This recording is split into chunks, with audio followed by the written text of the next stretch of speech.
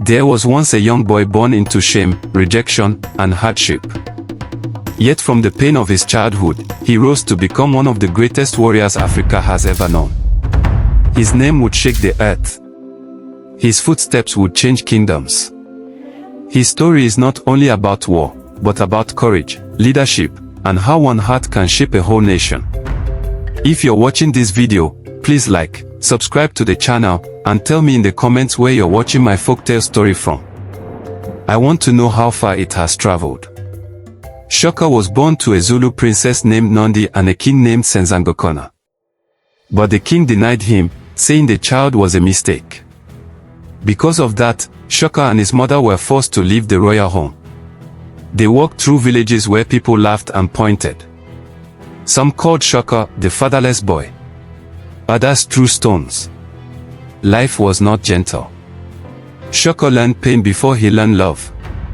He and his mother settled in the land of the Mtetwa people. The young Shaka had no friends. But he watched the warriors train, their spears sharp and their bodies strong. He studied every move. He remembered every detail. He understood something early: strength commands respect.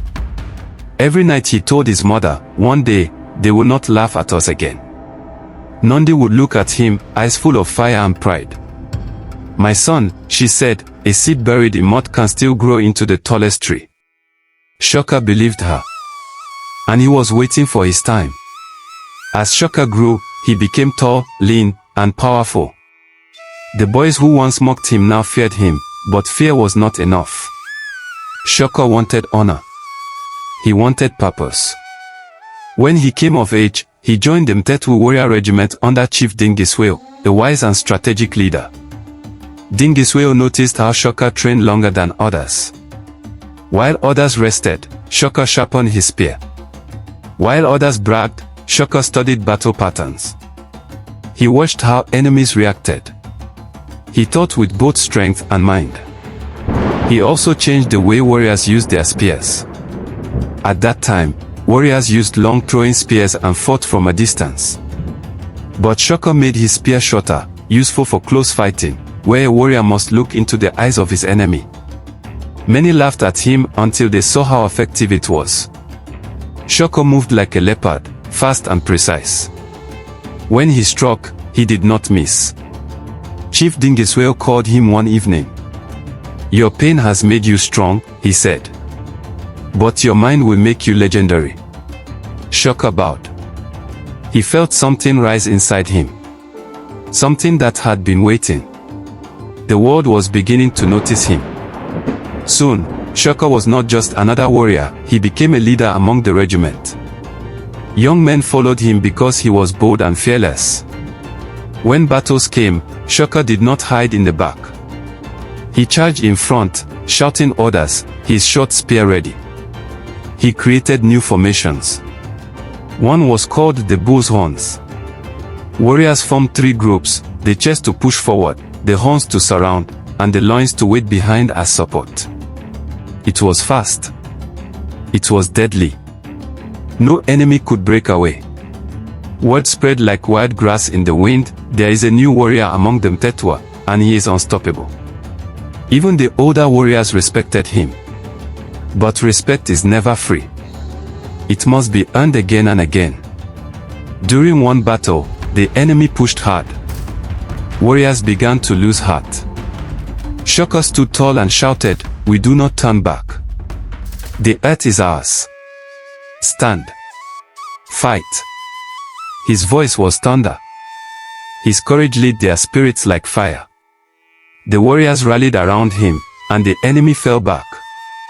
That day, Dingiswayo smiled and said quietly to his counselors, Shaka is a storm the world has not yet understood.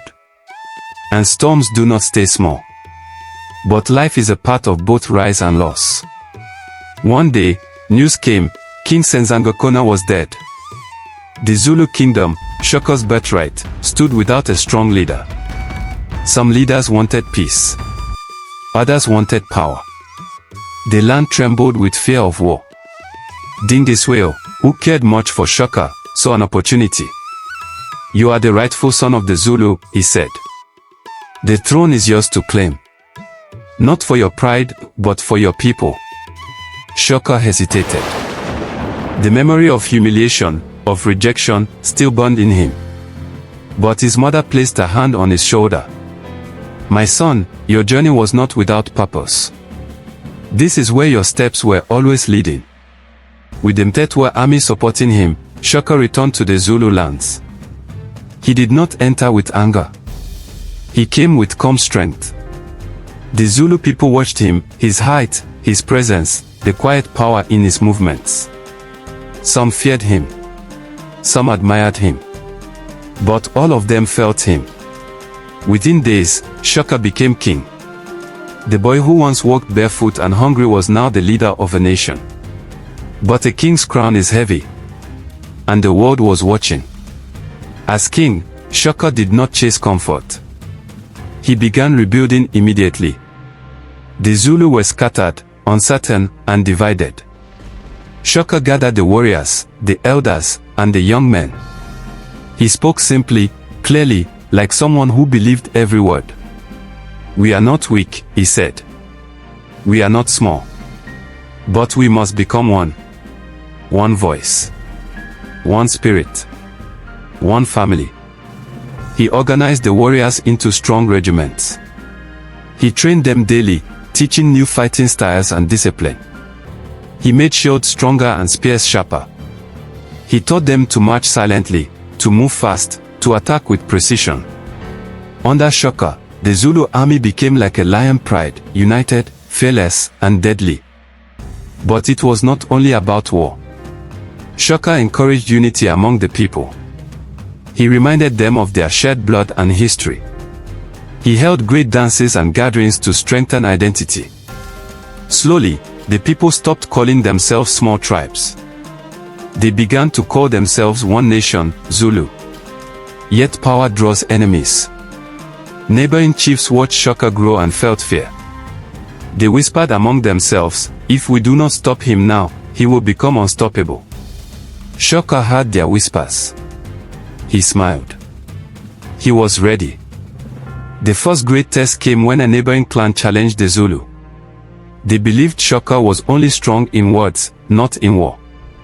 Their scouts reported, the Zulu warriors are young. They cannot stand against us. Shaka heard this and remained calm. He did not rush. He watched, waited, and studied the land. On the day of battle, the enemy marched proudly, singing loudly, certain of victory. But Shaka positioned his regiment skillfully. The chest forces stood in front, holding the center strongly. The horns hid in the tall grass on both sides. The loins waited behind, ready to support. When the enemy charged, Shaka did not command attack. He ordered patience. His warriors held. The enemy pushed harder, shouting with confidence. Then Shaka lifted his spear. That was the signal. The horns swept out like fast wings. They surrounded the enemy from both sides. Confusion spread among the enemy ranks. Before they could escape, the chest pushed forward with strong shields and short stabbing spears. The loins rushed in to finish the circle. The battle ended quickly. The enemy did not just lose, they were overwhelmed. The Zulu celebrated. Songs rose across the land. That day, the people saw Shaka not just as a king, but as a commander with the mind of a lion and the heart of a nation. The world began to take notice. Victory brought pride, but it also brought attention. Many young men from other tribes came to join Shaka. They wanted to be part of something greater. They wanted to fight for a leader who inspired courage. Shaka welcomed them, but not without discipline. He trained them all himself. There were no shortcuts. Warriors ran long distances without stopping. They used heavy shields to build strength in their arms. They practiced silent marching, moving like shadows across the land. But Shaka also taught something deeper. He said, a warrior does not fight for himself. He fights for his family, his land, and his people. A warrior's heart must be stronger than his spear. The warriors listened. They believed him. One evening, after training, Shaka sat with his mother Nandi. She looked at her son proudly. "You are becoming what you were always meant to be," she said. But Shaka sighed. "Mother, the world is watching. And some are watching with fear. Fear turns into hatred. Hatred turns into war." Nandi nodded. "Yes. But war is not always destruction. Sometimes, war is the fire that clears the old grass so new life can grow." Shaka never forgot her words. He knew greater battles were coming, and he would not face them alone. However, power is never welcomed by all. Among the Zulu, some chiefs disliked Shaka's growing influence. They whispered in secret circles. They asked questions like, "Why should we follow one man?" and "What if Shaka becomes too strong for us to control?" One of these was Chief Zwide of the Nwandwa. Zwide feared Shaka deeply. He believed Shaka was changing the balance of power. And Zwide was a man who did not share power with anyone. So Zwide began to plan. He sent spies into Zulu lands. He watched Shaka's movements. He searched for weaknesses. But Shaka did not fear Zwide. He studied him the same way a leopard studies another predator. Dingisweo, Shaka's former leader and mentor, had rumors of coming conflict. He called Shaka to him. "The winds are shifting," he warned. "Zwide is preparing to strike. But remember, strength without wisdom is dangerous." Shaka bowed. He respected Dingisweo deeply. But soon, tragedy struck. Zwide captured Dingisweo in a surprise attack. And he did not spare him. When news arrived, Shaka fell silent. He did not weep. He did not shout. He simply said, "Then we will finish what he began." The fire that burned inside Shaka grew stronger that day. The time for peace had ended. Shaka gathered his generals. The land shook with preparations for war. The warriors sharpened their spears and checked their shields. Women sang songs to give them courage. Children watched the skies, sensing something great was coming. Shaka stood before his soldiers.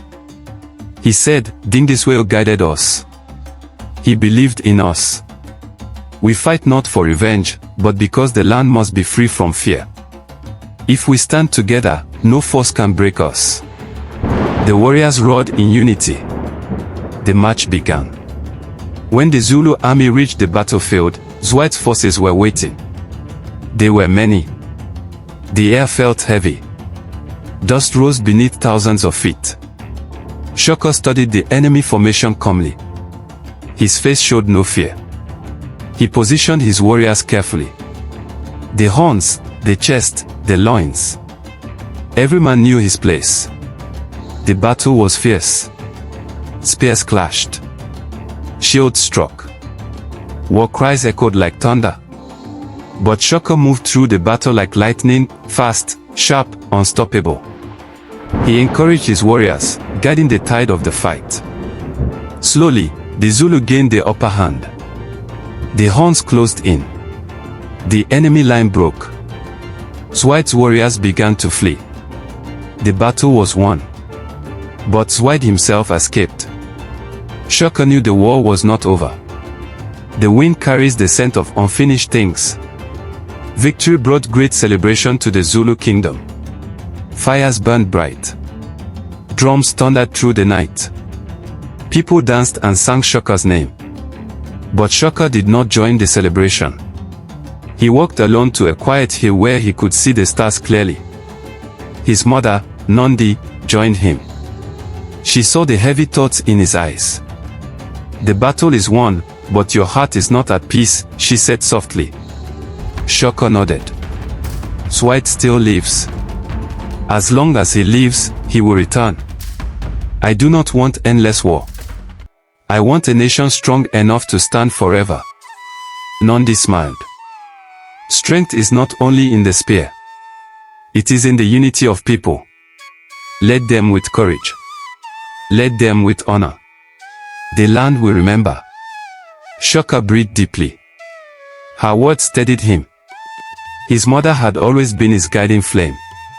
But soon after, sickness spread across the land, and Nondi fell ill.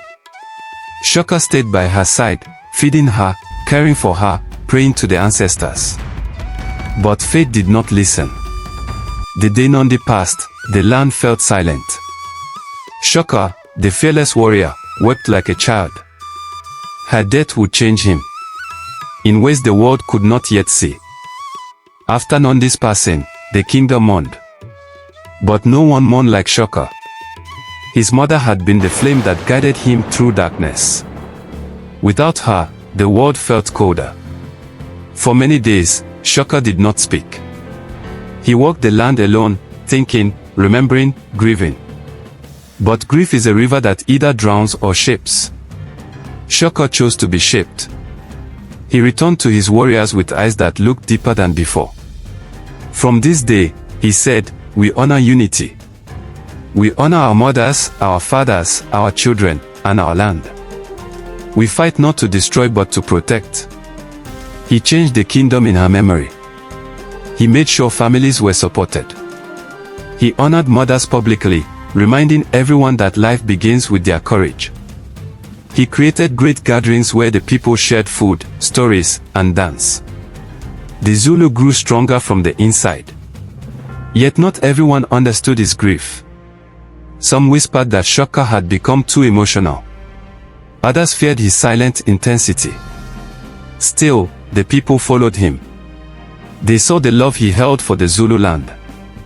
They saw how it burned inside him like a steady fire. They trusted him. But peace was temporary. Word came again that Swide was gathering his warriors. This time, he came with more strength and new allies.